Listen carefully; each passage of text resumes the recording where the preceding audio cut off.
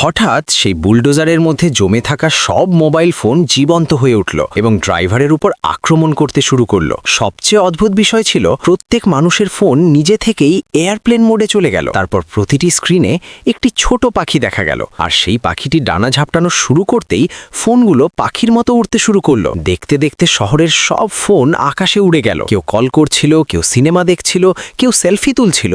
সব ফোন হঠাৎ করেই উড়ে গেল। সবচেয়ে আগে ক্ষতির মুখে পড়ে মোবাইলের দোকানগুলো, কিন্তু সবচেয়ে ভয়ঙ্কর ঘটনা তখনও বাকি ছিল। এই সব ডিভাইস একসাথে মিলে একটি বিশাল ঢেউয়ের মতো রূপ নিল এবং একটি বিলাসবহুল প্রাসাদের দিকে আক্রমণ চালালো। যখন সেই ব্যক্তি ঘুম থেকে উঠল, তখন সে দেখল সে অসংখ্য মোবাইল ফোনের মাঝে ঘিরে আছে। সে সেই ফোনের দেয়াল ভেঙে পালানোর চেষ্টা করল, কিন্তু তার সব চেষ্টা ব্যর্থ হয়ে গেল। ঠিক তখনই প্রতিটি স্ক্রিনে আবার সেই ছোট পাখিটি দেখা গেল। পাখিটি ধীরে ধীরে তার দিকে এগিয়ে আসতে লাগলো। এরপর হঠাৎ করেই ফোনগুলো হিংস্রভাবে তার মুখের ভিতরে ঢুকে পড়ে, আর পরের মুহূর্তেই সেই মানুষটি ভয়াবহভাবে ধ্বংস হয়ে যায়। এদিকে এক বিজ্ঞানী মোবাইল ফোনগুলোর সিগন্যাল ট্র্যাক করা শুরু করলেন। এই সূত্র ধরে তিনি দ্রুত একটি হ্রদের কাছে পৌঁছে গেলেন। সেখানে তিনি মাথার উপরে অসংখ্য ফোনের বিশাল সমাবেশ দেখতে পেলেন। কিছুক্ষণের মধ্যেই সেই সব ফোন তার দিকে ছুটে আসতে শুরু করল। মুহূর্তের মধ্যে ফোনগুলো পঙ্গপালের ঝাঁকের মতো আকাশ ঢেকে দিল। তারপর তারা একসাথে মিলে একটি বিশাল ঈগলের নখরের মতো আকার ধারণ করল, আর সেই নখর একটি যোগাযোগ টাওয়ার ধ্বংস করে দিল। তারপর সেই বিশাল নখর